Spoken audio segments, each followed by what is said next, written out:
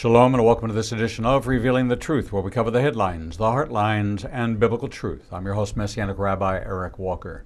Many children dream of one day becoming a doctor, a teacher, or a professional athlete. Others dream of getting into an Ivy League college, finding their spouse, or perhaps traveling the world. But what happens when your dream seems out of reach, or you're born with a disability that threatens to steal your future? What about when others refuse to give you a chance? How do you find the strength to keep going? Our next guest shares his journey of growing up with a disability, how he learned to accept how God made him, his pursuit of the seemingly impossible road to becoming a doctor, and how God is using him today to bring hope to the lives of many children and families. Tyler was born with cerebral palsy, a condition in which the prognosis usually involves a wheelchair, mental retardation, blindness, and seizures.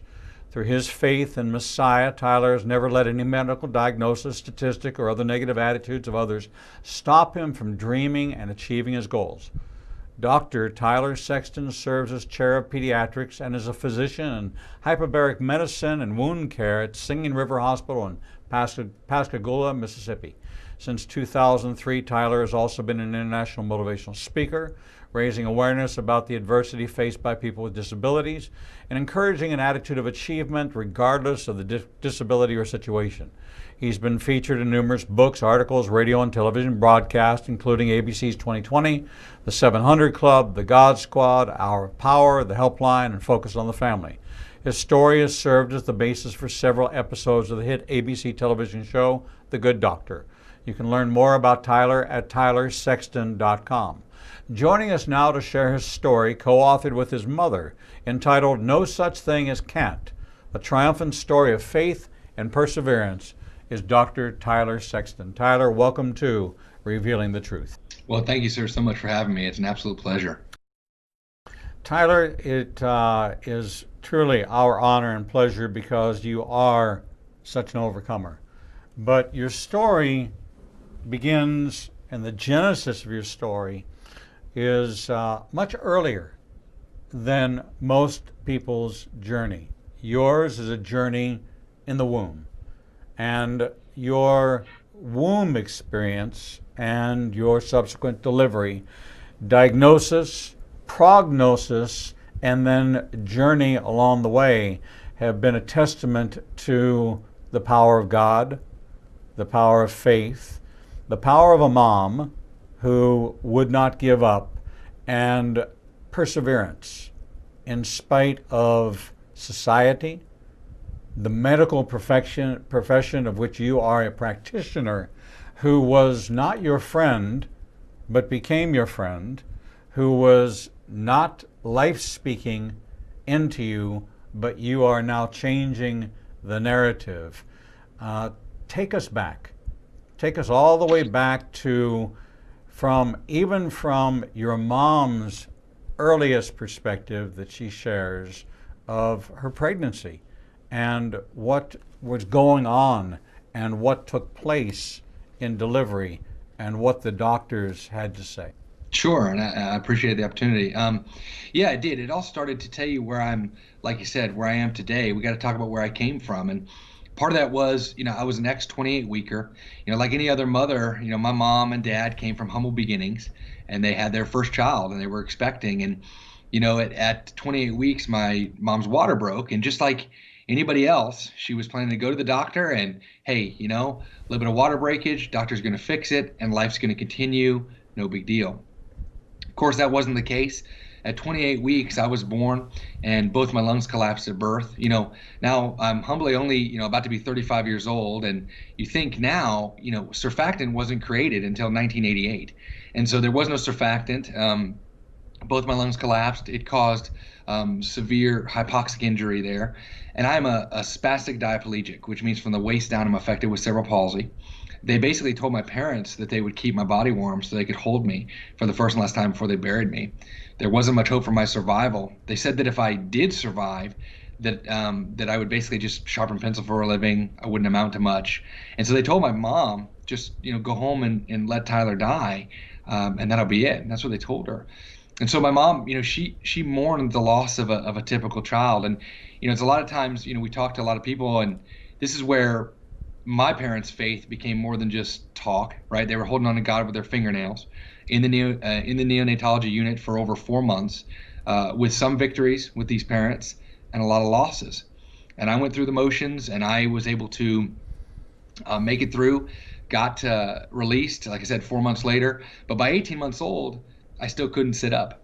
And the cycle began again. Mom knew there was something wrong. Dad knew there was something wrong. And they said, we got to go see a doctor. I had a great pediatrician named Dr. Greg Savell, which has given me a lot of my support outside my family, of course, to pursue pediatrics. And, we went to a pediatric neurologist, and I got an MRI, and I was diagnosed with cerebral palsy, spastic diplegia. And really through that, kind of at that point, my mother went home, and she was like, you know what, we're done. I don't know what this is going to be. And I don't know how this is going to look. And so for a long time, she mourned the loss, like I said, of a normal child. But then one day, God just gave her this message that, you know what, I'm going to be there, trust in me, and let's do this. And so she opened up every blind, every part of the house, and said, you know what, we're gonna conquer this thing, and we're gonna see what God does with it, and we're gonna take a tragedy and turn it into a triumph, or what the world would say is a tragedy. The most humbling thing that I can tell you as I continue to tell my story is how God uses the most broken things to bring glory to Him. And we're all handicapped in this world. Mind the world can see. We're all struggling with something. And I learned that early on. As we fast forward a little bit, I would fall constantly. I've broken almost every bone in my body from falling, 16 surgeries. Even in fourth grade, I knew that I wanted to be a doctor pretty early on. I didn't know that I could actually get it done or what that was going to take at that age, of course, but I knew that was a dream I had, and that dream was not supported except just by my family. But I remember in fourth grade, the bullying never stopped. The being imperfect and being special needs and unique. I didn't have many friends, and this is not to make anybody feel bad for me, but those of you out there that are listening to know that God has a bigger purpose and a plan, and sometimes people's opinion of you does not have to become your reality. And in fourth grade, I was in with a substitute PE teacher, and they were all my classmates in the entire school doing jumping jacks. And I was trying to do my clumsy attempts of palsy jumping jacks, and it was not going well, obviously. And the PE teacher shouted out in front of me, and he said, "Hey kid, quit clowning around. Is that the best you can do?" And that was the best that I could do. And that day I had it. I went home and I said, you know what? I don't want to be me anymore. I don't want to do this anymore. And I told my mom that, and I said, I don't want to be me anymore. So she took me to my room, and she started throwing everything out of my room. My toys, my shoes, shirt, pictures, my Nintendo. Who doesn't love a Nintendo, right, at the time? Threw it all out, and she said, what can't I take away from you? I started to cry angrily, bitterly. The one person I loved the most, my little sweet potato, she took it all from me. I said, I don't know, you've taken everything. You've taken it all. She said, no, I can't take away who God made you and the spirit He gave you, that you're alive and you're you, and you have something to do. And so I took that truth, and I ran with it. And the one thing I've always told people, and I thank my parents so much, is that they dared me to dream instead of looking at the next medical miracle.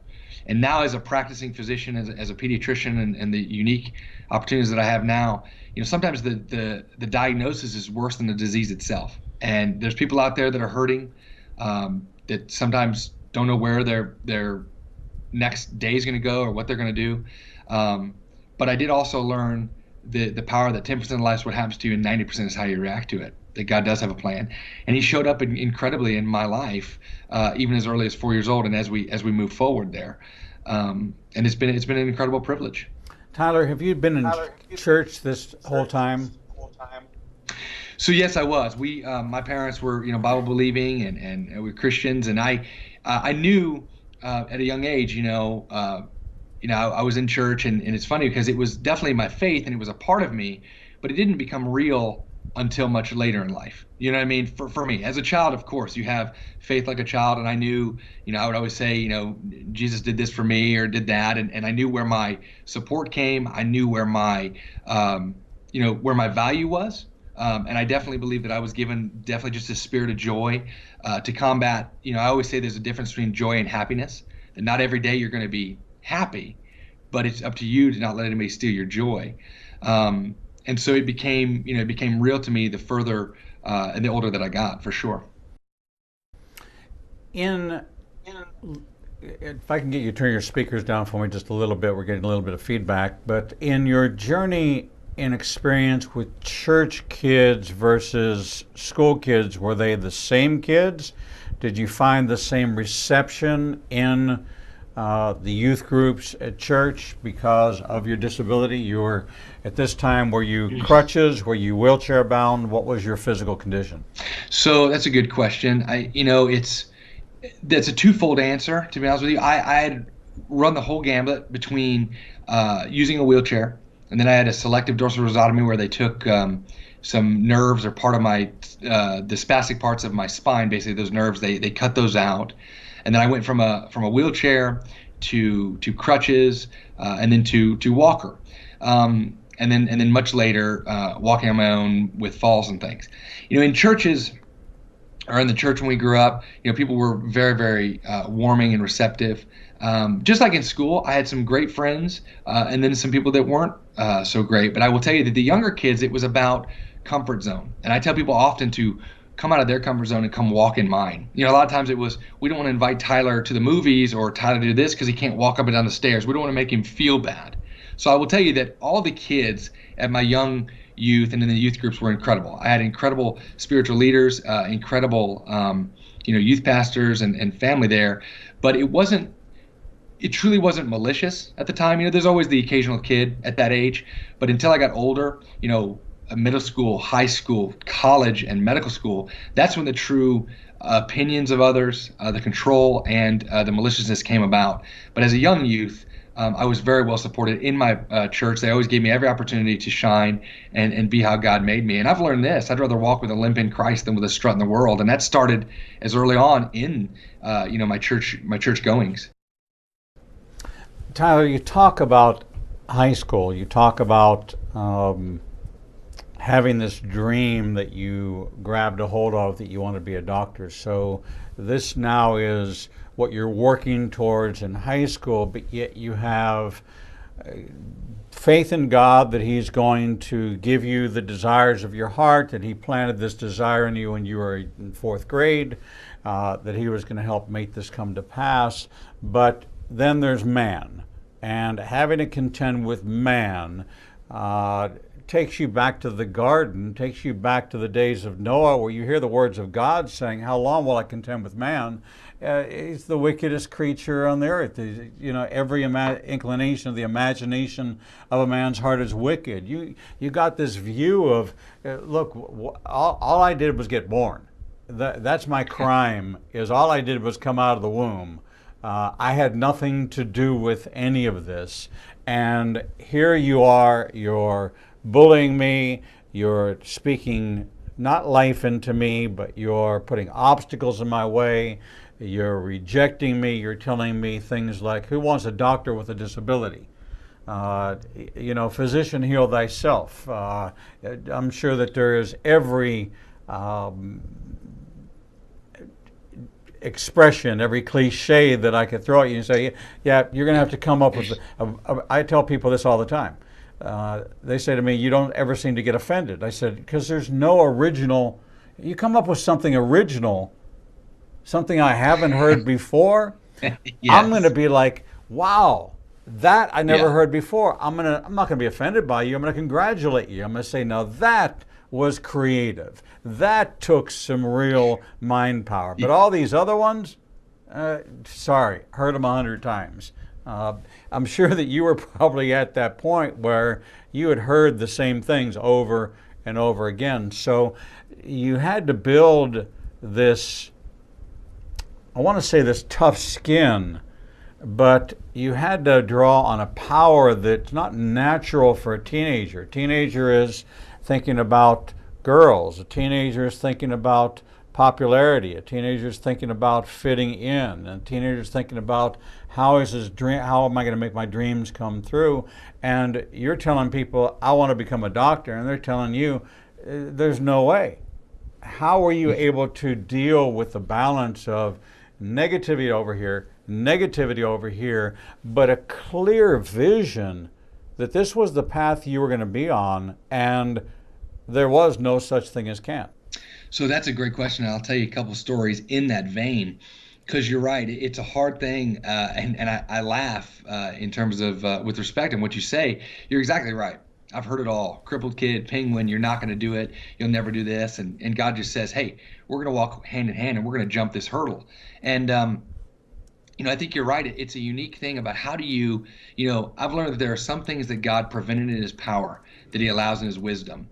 And the one thing that I've learned, I'm a big mosaic fan, kind of an art nerd, and I'm okay to say it. But when you look at a mosaic, when you look up close, it looks like random photos. A picture's here, a picture's there. Why does that go together? And it's like, well, that doesn't make sense at all. But when you pull back on that picture's completely perfect. And I realized that the one thing, cerebral palsy, if you took that out of my picture, my whole thing would be incomplete. That my disability gives me credibility. Now that didn't, come overnight by any means, but I was encouraged, and I knew whose I was, and when what God said I was. And so, the opinion of man didn't matter. The only thing that it gave me was every time that I was told that I couldn't do something, I just said, yes, we can, and God's going to show up. And I did realize this. I might have had it easy because of my cerebral palsy, because of my dreams, because of my 16 surgeries. The only reason I sit in front of you today, apart from hard work, good grades, all those things, sure, but it is by the grace of God. And so you talk about, man being in the way. And, I realized that, what, God is the author and finisher of our faith. He has the plan, and I have to rely on, no matter what roadblock was put in front of me, that he was going to take away. And I'll never forget, it became real clear to me going off to college and then into medical school, because I thought, college was going to be different. I thought, I got made fun in high school. I did well in school, but it was going to be different because everybody in college is crazy. You can sit half naked in the corner eating Cheetos, seeking enlightenment, do whatever you want, right? I just walk a little funny. Nobody's going to bother me, the handicapped guy, right? And it was so bad. Every day I walked on that college campus, I got made fun of. Matter of fact, I used a service dog to keep me from falling. And I worked so hard to get out of a wheelchair, for example, that I didn't want to go back into one, so I used a Segway, that human transporter, the thing years ago that President Bush fell off of. And so I would use that to get around. And I got made fun of so bad, me and my service dog.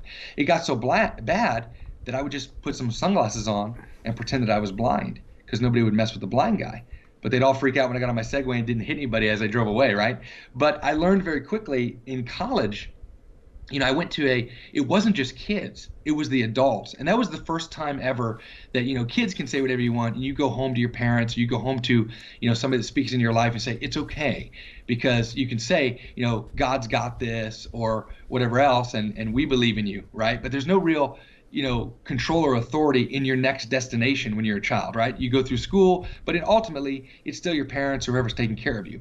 But in college, I realized that my apparent destiny that was God-given was possibly going to be altered or controlled by the opinion of man. And I'll never forget, I went off to an interview for a person that kind of guides you through school, a guidance counselor basically for school. And I said, I want to be a doctor. And they said, you can forget that dream. You need to choose a different career. And I said, I need to choose a different advisor. So I found another one. And he said, we can do that, but let's pick a backup. So I said, I need to pick another one. So a third one came around. I said, listen, I know I'm a young, dumb 18-year-old kid. I know what I'm about to tell you is crazy, but I want to be a doctor. And they mapped it out for me. And they took control and showed me what to do. Little did I know what that was going to take. I did everything. I did what I was supposed to do. And it didn't matter. I got all the good grades. I did what I was supposed to do. I got interviews to medical schools, and they looked at me and said, we don't want that. We can't take that. And they motioned to all of me. And I said, you can't say this. And they said, well, just because we say we like you doesn't mean we like you. And later I was rejected. And I've learned, like I said, there's some things that God can prevent in his power that he allows in his wisdom. And it took me a while to realize that. But it talks about how his word is a lamp unto our feet, step by step, right? It doesn't talk about a flashlight or a fog light, because if I could have seen my entire path put in front of me, I wouldn't have walked down it. But some days I encourage somebody today, it's step by step, day by day. And you have to walk the rocks to see the mountain views. There's going to be rocks in this life, you well know that. But it's going to be amazing how God can turn those rocks into incredible mountain views. And the valleys and where I've been is where we grow.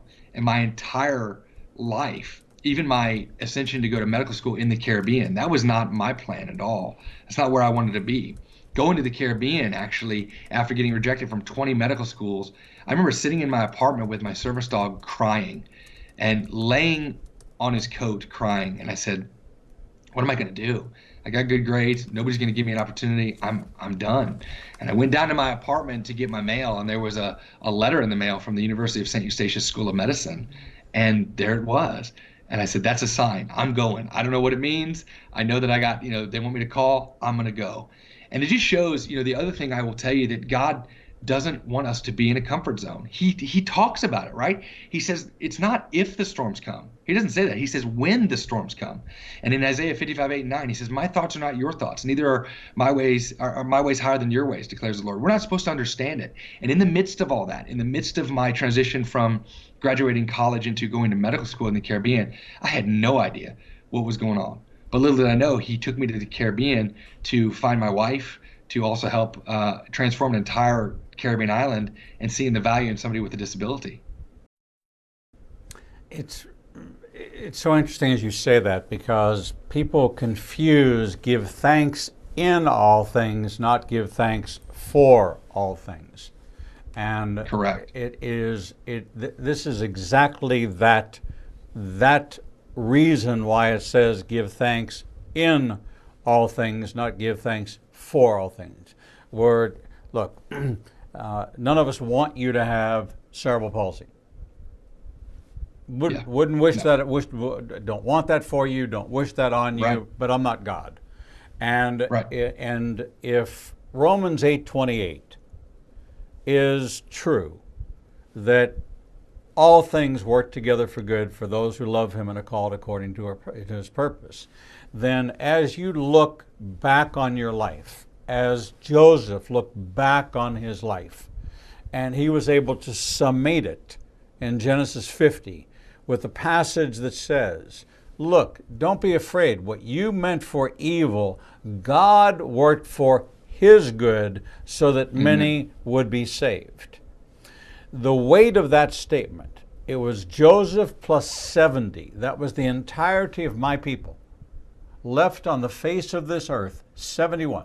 If there were 71 Galapagos turtles, they would call that on the verge of extinction.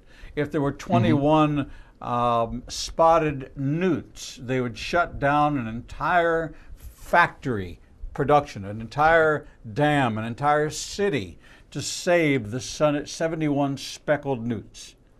My people, right. The Jewish people, were reduced to 71 on the face of this earth. And God used it so that many would be saved, bringing us to the line of Messiah and the salvation of the world for all who believe. God is using you, Tyler. And when did you come to realize that this was more than your dream coming true to becoming a doctor, more than your dream coming true to be able to walk, to be able to have a family, to be able to practice medicine? When did you realize that you were actually set apart, and that it was because God could trust you, that like Joseph, when he was in prison, and he was finally, after so many years, journeying, difficulty, challenges, he's now given an opportunity that he was given some 13 or 14 years previously when he was given a dream, and he just blabbed it out. Right. They came to him and asked him to interpret a dream, and he says, no, I don't. I can't interpret a dream, but God can. And right. So he reached a point of maturity when he knew who to give credit to. You reached that point of maturity because God could trust you, that you could navigate these troubled waters and then realize, oh, it wasn't me.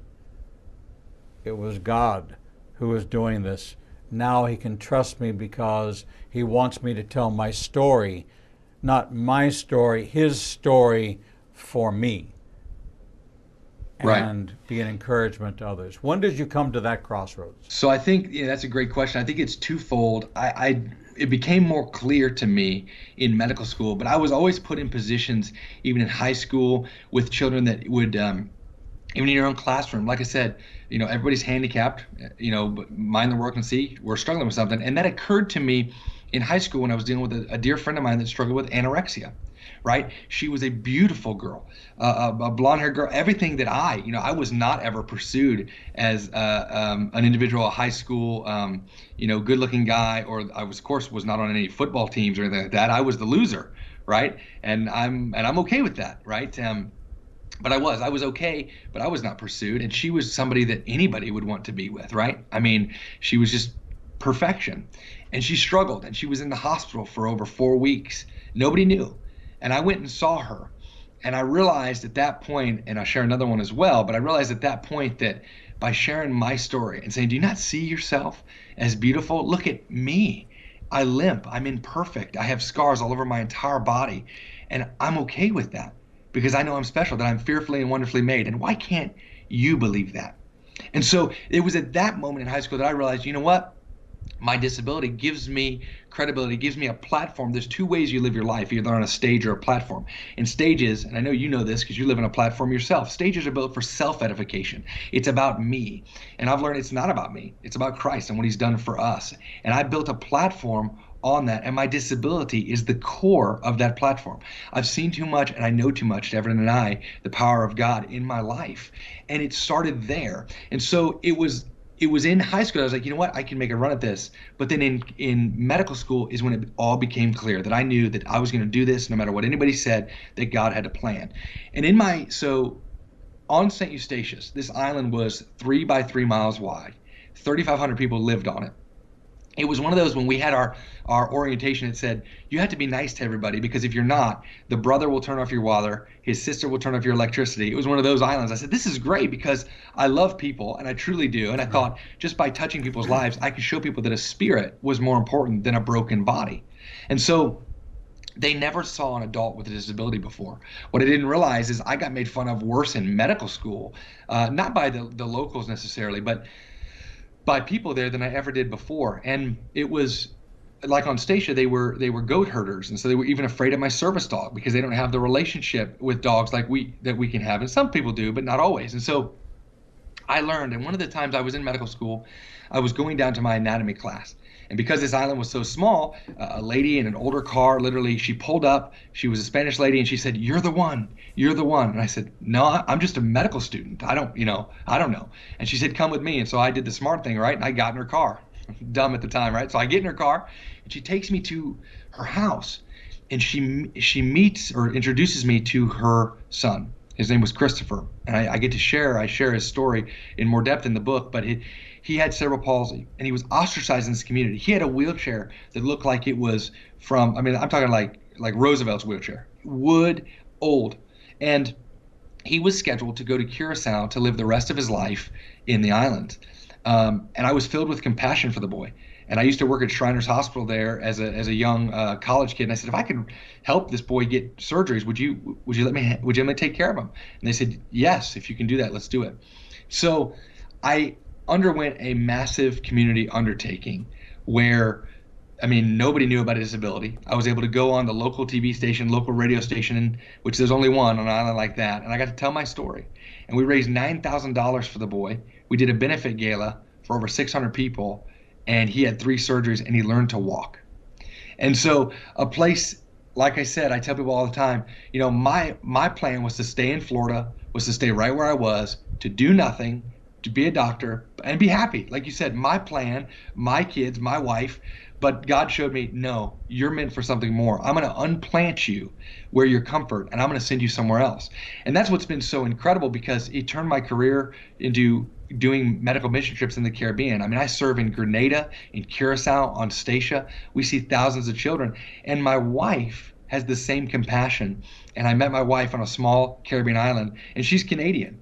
And so, like I said, it's just in such a unique way of God works. And so I'm going to take you to the place that you've never heard of, and I'm going to fulfill your life if you just trust me. And isn't there so many examples of those things? Like you're talking about Joshua, and in the Bible, God demands us to be put out of our comfort zone. He wants it to be not comfortable, because in the discomfort, there's growth. And in the discomfort, there is reliance and trust.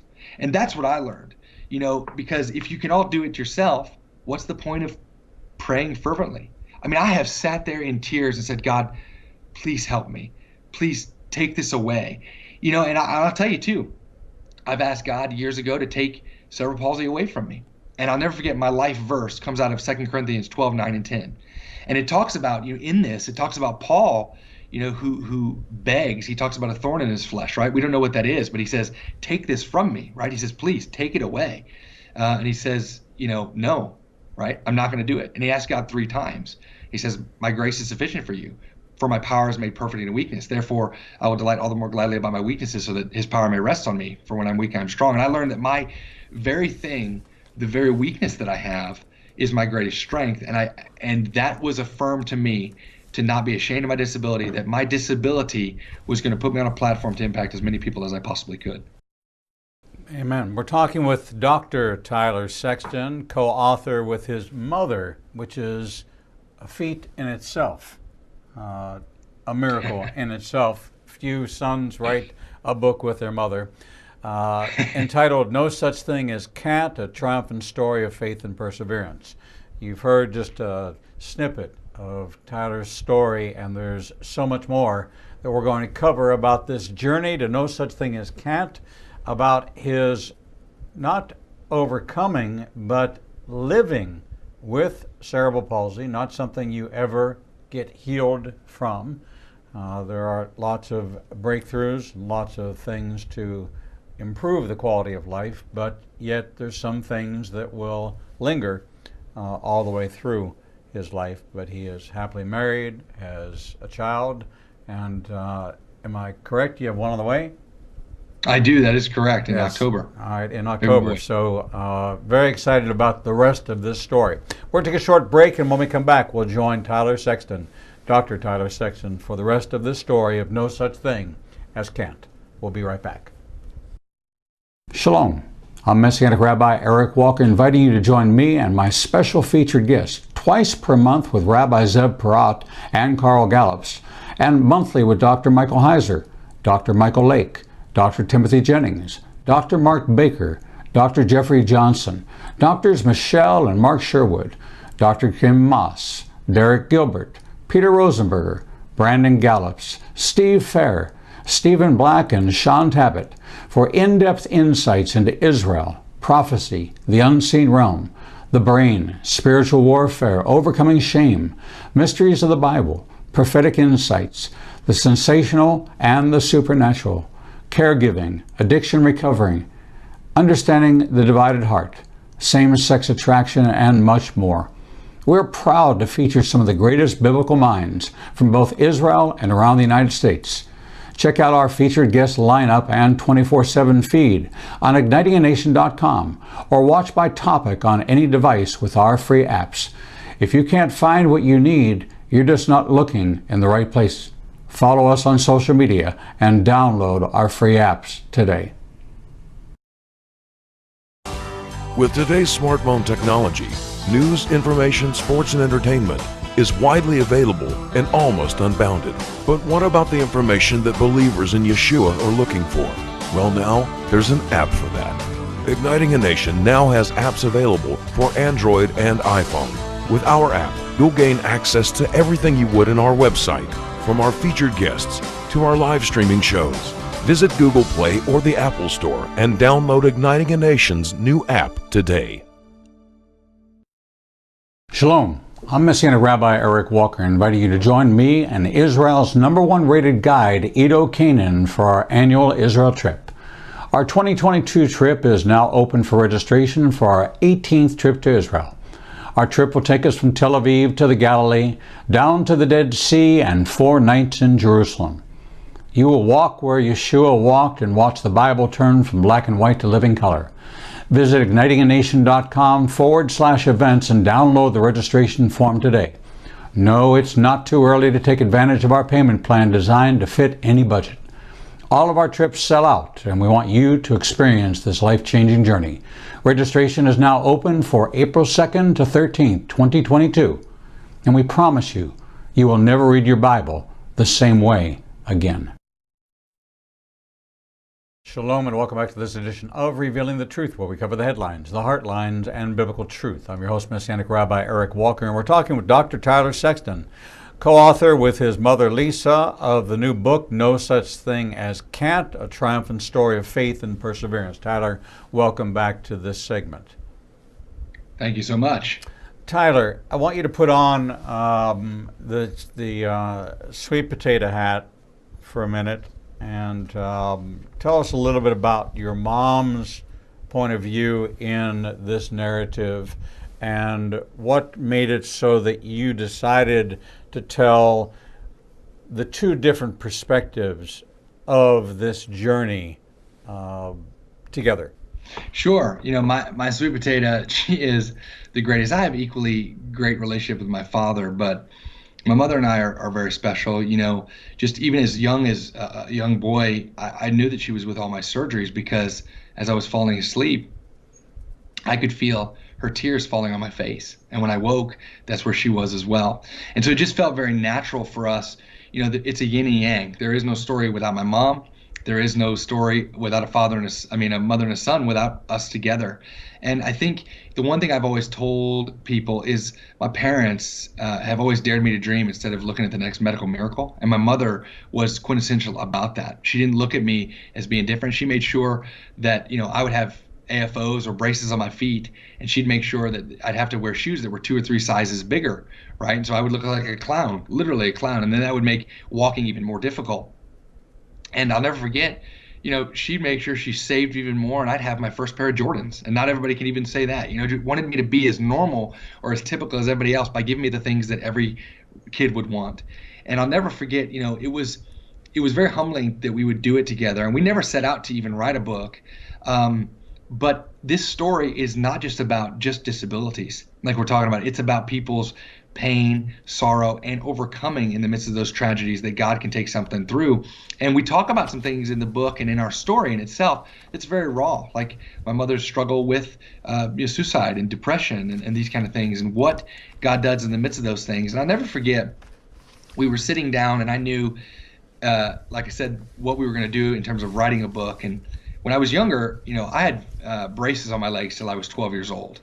And it was a long process to put them in position, right? You had to massage them, lay them down in this position, strap them in, and it was a hard process. It was painful. It took about 30 minutes to do, and became one of our processes or our routines and habits. My mom would sit down, she'd put my feet in, and we'd finish this process, and she would put my knees together, and she would kiss my feet and my knees, and she'd say, "God bless these little legs." And God really did bless my little legs and turn them into something special. And so when we got the opportunity to tell our story like this, and when God moved in an incredible way to kind of unify, it just made a lot of sense because my mom was a big journaler and just told so many things out of her heart in terms of, encouraging, giving up some of her dreams to, edify mine, but then also finding herself and achieving her dreams through mine. I think, and like I said, being a pediatrician doesn't make me a better father, but being a father makes me a better pediatrician. And now looking back and looking at my life through my father's eyes, and then into my mother's, I see so much of the struggles.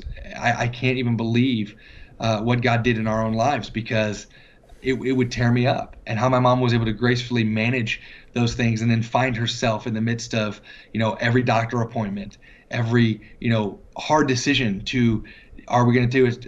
I had a surgery, that selective dorsal rhizotomy. I was like the 5th person in Florida to ever have it done at the time. Now they do them all the time. All right. But I got a trophy just for surviving that surgery. I didn't realize that. But that did happen. And so for my mother to make that decision to do a, potentially you could call it an elective surgery to put me where I'm at today.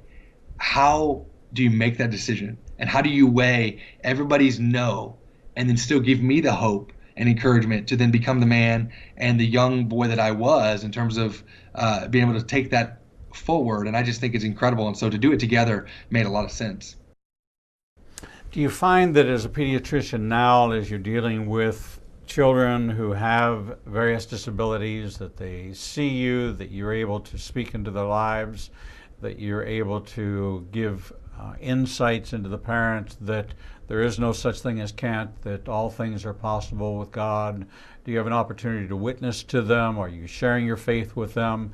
And how are you finding, is there complete acceptance now? Are you still finding along the way there are still preconceived attitudes that you have to contend with, maybe in regards to your service dog, maybe in regards to your own physical condition? A doctor with a disability seems to be a little oxymoronic in its own way, that, how can you fix me when you can't fix you? Yep. Those are great questions, and I think very, very unique. I will tell you, from a patient standpoint, especially now, now they ask for me. Now the greatest gift, my patients come in and say, my doctor has a doggy, or my doctor's like me. I think that it gives me a credibility to look at them and say, you're going to try this, we're going to do this, we're going to do this together, because I've been there. I know how they feel and mean it. And so I think that there's a lot of support in terms of, to be able to look at these parents and these patients and say, hey, I've been there, I get it, and I can, and I can tell you what's going on. There are definitely still some people that give me issues in the medical field from physician side. There's going to be always people that everybody's got an opinion. But now I will say, no matter what else, we're seeing a shift in the world. As a physician, who are you trying to save? You're trying to save people that are hurting. You're trying to save the imperfect. And I love what you said. The oxymoronic component is, yeah, you're handicapped and can't fix that, and I expect you to come to see me. And I think now, it's what it shows people is that no matter what you're going through, or whatever's been given to you, that you can use it for your benefit and ultimately for God's benefit, to bring glory to Him, but also find out that the very thing that you think you want to change is the very thing that might be the thing that God's using to impact your profession. And so now, when I don't have my dog, like if I'm going to a C-section, or if for some reason, he's in my office because he's always with me, people ask, where's Danny? Where's the service dog? They expect us to be a team. They expect us to be together. Now, when I was younger in my training, it was always, how is my life going to change? I struggled a lot with asking, why does my life have to change so that yours will be okay? All I have is a service dog. I don't need anything except for my service dog. If you just, I say it like this, but if you just let me alone, I'll show you what I can do. You know what I mean? And it became very clear that, people were going to do that. But the moment that I realized that even my service dog and I were a God-given team, was in residency. And I'll never forget, we were doing, it's ironic that it's right past July, July 1st, when all the new residents and all the world come together and start medical education. I was there, and I was doing a lumbar puncture on one of my older patients, a 14-year-old girl. And, she was afraid. And I mean, honestly, so was I. Now I'm looking at, quite a few years post-training, and now I'm a real doctor, right? But I was learning these things. She said, I'm really afraid. And I said, no, I understand that. I said, would you like to sit with my dog? And so I was able to put Danny in front of her, make him sit. And with a C-section, with a lumbar puncture, you have to lean over, kind of like a C, so I can get that specimen. She was able to lean over, hold the dog. The dog put her head on the shoulder, and I was able to do a lumbar puncture, and it gave her some solace and some peace. And I think that showed, what other doctor, what other person could have done that at that moment? It was like I was called for that particular scenario. And that's where I'm not claiming to be the doctor for everybody. I hope that God puts everybody in my path, and now I have a waiting list, and I'm so humbled, and I hope people across the world can come and see me, and I want to continue to do that. But I'm not claiming to be everyone's doctor, but I am saying that if you're put in front of my path, I'm going to do the best I can do for you, both not only with good medical science, not only with good education, but also inlay it with hope, knowing that I may be a good physician, but I know a great one. And so I minister all the time, and I witness to my kids all the time, because what happens to you or how you react to it's bigger than what is going on with you. And so I teach them the spirit is definitely more important than that broken body, and how you react to something like that, that's what's going to make you different. And the way I view it as is, when you're dealing with mental illness or these kids that are struggling and being bullied, man, it's medicine, but it's a motivational twist. And I don't mean that cliche, but I get to use my story and say, listen, I got you. Let's talk about what Jesus did for me and how he can help you. So I do. I don't shy away. And thankfully, being in Mississippi, I have a little more leverage in terms of my location to talk about it freely. And I have a great support system with my medical staff, and people know where I stand. And I get to share the love of Christ in a dynamic way. And I get to also not just talk about it, but I try to show it. And that's what's been so much fun. You have you had a special relationship with Danny. You have a new service dog now. That's part of the heartbreak of life with a service animal, is that it's for a season, and that season can be 10 years, 8 years, 12 years, but it's not going to be for 40 years. And so right. you know that, but yet they become such an important and integral part of your life and the bond that's formed. I don't think people really realize how important the service dog program is, how necessary it is, and maybe you can shed a little bit of light on two critical areas. One is, you mentioned the work you did with Shriners. There's, of course, the St. Jude. There are a number of hospitals that don't charge families for these very expensive procedures. Was your family able to avail themselves of any of those services, or did you have insurance? How did you do that, and how did you acquire a service dog? Is that something provided for you, or is that a $20,000 expense that somebody has to shell out? How does that work? So that's a good question. So twofold is, one, we were blessed to have Shriners be a part of our lives, and some of those kind of hospitals as well. And we did have some insurances, but some of those, so I'm a mixed bag. So, and like many of us out there, some don't have insurance, but some have insurance. They pay for some, but the bigger procedures are cost prohibitive. And I wouldn't be standing here in front of you talking if it weren't for Shriners Hospital and the donations of those incredible individuals, and the dedication that they give. And the same thing goes with a service dog. One of the things that I have set my life to is to be involved with service dog and education there. And these dogs are $20,000 to $50,000, as you said. And thankfully, there are organizations, like the Guide Dog Foundation, like Canine Navigators, one of the organizations that I was president of. We provide dogs regardless of the circumstances, regardless of the financial need, to these individuals if they can meet it. And I will tell you that that's been so incredible to see what God can do through the use of an animal and how he cares about the smallest of things. I didn't realize, like you're talking about, the bond that you can have with your service dog. And I thought, I was always a dog lover, always an animal lover, but I never realized how much more it was when he could change my life and help me walk and those things, because it opened the world to me, and he taught me about becoming my own man. It gave me the freedom, and I think that's what people don't realize. It helps with disabilities. My dog knows 40 commands. He helps me with my day-to-day living, and I can, he's a living cane. I don't fall without him, but he gave me the freedom and the confidence, especially as a young medical student. He went through, I used to joke that he was the doctor, really. He would tell me how to treat him, and he was all about it because he went through everything that I went through, that he was the smarter one. He taught me how to navigate the world and how to be okay with how people see me. So, because you don't sneak into places with a service dog, right? We're very apparent and we're very intentional when we walk in. Dr. Sexton's walking in because his entourage of dog and body is rolling through.